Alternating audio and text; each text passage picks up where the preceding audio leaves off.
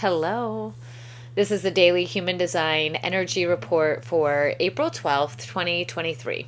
And so the sun is now in the second line of gate 42, that hermit line, really taking this energy and seeing how we can bring it into our world to better suit us, right? How can we utilize this energy of increase or conclusion, right? Learning how to take things off of our plate, learning how to complete things, learning how to diversify our energy. However, this keyword is identification. The recognition, an acute capitalization of trends, power for the growth through participating trends. A motivated withdrawal in times of progressive change, growth which stops in reaction of trends or change. And so really looking at the energy around us, looking at are we doing some of these things because they are trending, because we're kind of going with the flow, we're molding, we're adapting into these, or are they something that is going to be a little bit more long term? Is it something that has a little bit more sustainability? And how can we maybe bring in sustainability if that is something that we want to see in this, in whatever it is that we might be creating, right? And so as we start to bring things to completion, how can we look at identifying, where some of the things might have been trends, where we might have gotten swept up, where maybe we need to start to be a little bit more discerning on what we say yes to, and making sure that we are listening to our strategy and our authority as we make these decisions, and that we're just not kind of getting caught up in any of the peer pressure, the external pressure that we might be feeling. And so we can come back to gate 21, our self-regulation, right? Coming back to checking in, bringing ourselves back into balance, right? Constantly coming back in to identify if this energy is serving us, if this energy is helping us, if this energy is something that is bringing us more alignment. And if not, that is okay.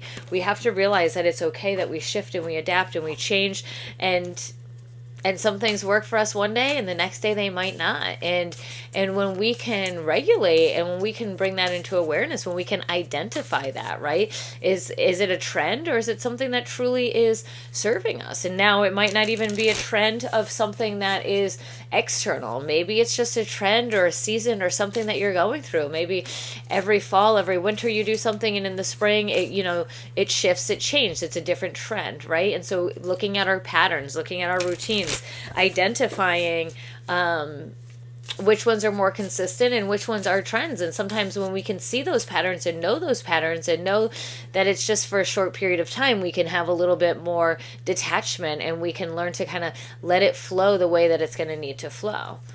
And now we get Krishna in reverse. And so Krishna in reverse, the goddess of love, is Krishna. But let's see what the message is when we do see her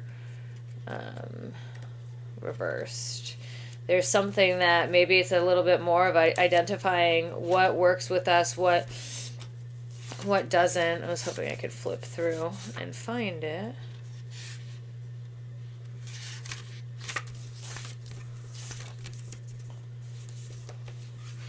Krishna. I'm taking a course on chanting. Okay, and so this is the God of compassion and love.